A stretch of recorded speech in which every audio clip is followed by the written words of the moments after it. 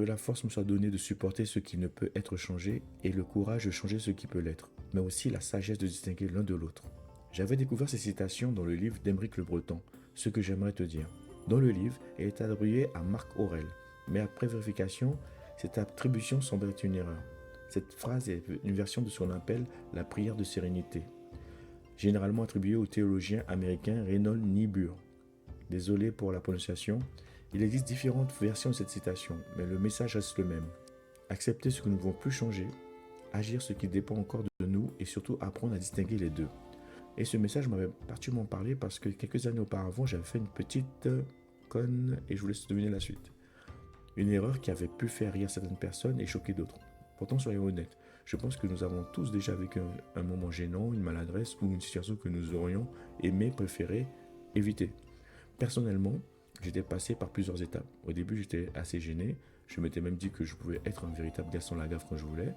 Puis à un moment donné, je m'étais dit, ce qui est fait est fait. Je ne peux plus revenir en arrière. C'est trop tard.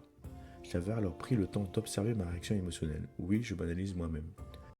Mon objectif n'était pas de me juger ou de me faire des reproches pendant des jours. Je voulais comprendre ce que cette situation avait provoqué en moi, afin d'en tirer quelque chose et de progresser. Et finalement, je m'étais rendu compte que je pouvais être fier de moi. Pourquoi? Parce que ma manière de réagir m'avait montré que j'avais mûri. J'avais compris qu'il existait dans ma vie des choses bien plus importantes que cette erreur.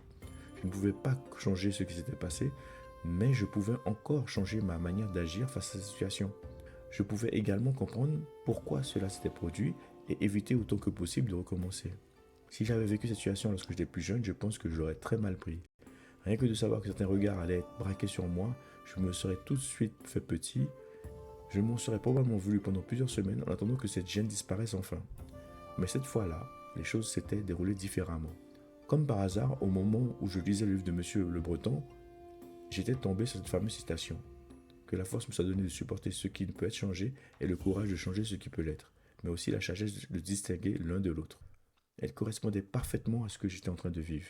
Alors, qu'est-ce que j'avais compris à cette époque? J'avais pris le temps d'accueillir mes émotions, comme le conseille Suzanne David dans son livre L'agilité émotionnelle. Je n'avais pas essayé de faire comme si rien ne s'était passé, je n'avais pas non plus cherché à chasser immédiatement la gêne ou me répéter que je ne devais rien ressentir. J'avais accepté que cette émotion soit présente sans pour autant lui permettre de prendre toute la place. Et 3 jours plus tard, c'était terminé. J'avais repris ma vie normalement, sans continuer à me torturer l'esprit. Cette situation m'a rappelé que nous ne pouvons pas tout prévoir ni tout contrôler. Même lorsque nous prenons énormément de précautions, une erreur, un imprévu peut toujours survenir. En revanche, nous pouvons apprendre à nous adapter. Selon moi, pour toutes les situations imprévues qui peuvent nous arriver, l'adaptation c'est la clé. À cette époque, j'avais également remarqué que les livres que je lisais m'aidaient régulièrement dans ma vie quotidienne. Parfois un événement survenait et presque par hasard, je tombais sur un passage qui correspondait exactement à ce que j'étais en train de vivre. Comme si le livre m'attendait au bon moment pour m'apporter une nouvelle manière de regarder la situation que je vivais. C'est précisément ce qui s'était produit avec ces 2 livres que j'ai cités un peu plus tôt. Cependant, cette erreur m'avait rappelé 2 choses importantes que j'avais tendance à oublier. La fatigue et les décisions prises tard le soir. Ces 2 éléments étaient présents au moment de mon erreur. Et ce n'était pas la première fois que cela m'arrivait. Discuter d'un sujet important, effectuer une tâche délicate ou prendre une grande décision lorsque je suis fatigué et que la nuit est déjà bien avancée, c'est rarement une bonne idée pour moi. La vie semble parfois nous présenter plusieurs fois la même leçon, tant que nous ne l'avons pas comprise. Une situation similaire finit toujours par revenir, comme si elle nous était apportée sur un plateau d'argent. Vous savez, reconnaître ses limites, ce n'est pas être faible, c'est parfois la meilleure façon d'éviter de nouvelles erreurs. Il y avait une autre chose aussi qui m'avait aidé à me juger de cette situation. J'avais commencé à écrire ce que je ressentais dès le 3e jour. À ce moment-là, je ne connaissais pas vraiment les bienfaits de cette pratique. Mais j'avais ensuite découvert, notamment dans le livre de Suzanne David, que mettre ses émotions par écrit pouvait aider à prendre du recul. Les recherches sur l'écriture expressive, notamment celle du psychologue James Pennebaker, montrent effectivement que le fait d'écrire sur une expérience difficile peut aider certaines personnes à mieux organiser leurs pensées et à donner du sens à ce qu'elles ont vécu. Cela ne remplace évidemment pas un accompagnement professionnel lorsque la souffrance est profonde, mais cela peut constituer un outil intéressant.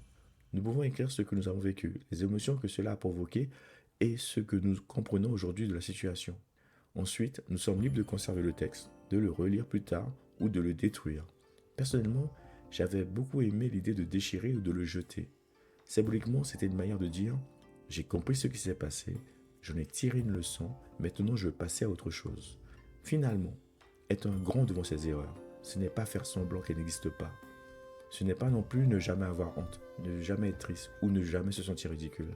C'est accepter ce qui s'est passé, accueillir ce que nous ressentons et nous demander qu'est-ce que cette erreur peut m'apprendre. Nous ne pouvons pas modifier le passé, mais nous pouvons toujours choisir ce que nous allons faire de ce qui nous a appris. Alors la prochaine fois que vous commettez une erreur, ne cherchez pas immédiatement à vous écraser sous les reproches. Prenez le temps de respirer, d'observer vos émotions et de comprendre ce qui dépend encore de vous. Acceptez que vous ne pouvez plus changer la situation, corrigez ce qui peut l'être. Et surtout, ne laissez pas une erreur définir la personne que vous êtes. Merci d'avoir regardé cette petite vidéo. Si ça vous a plu, mettez un petit like et abonnez-vous. On se retrouve très bientôt pour le prochain thème. Prenez soin de vous.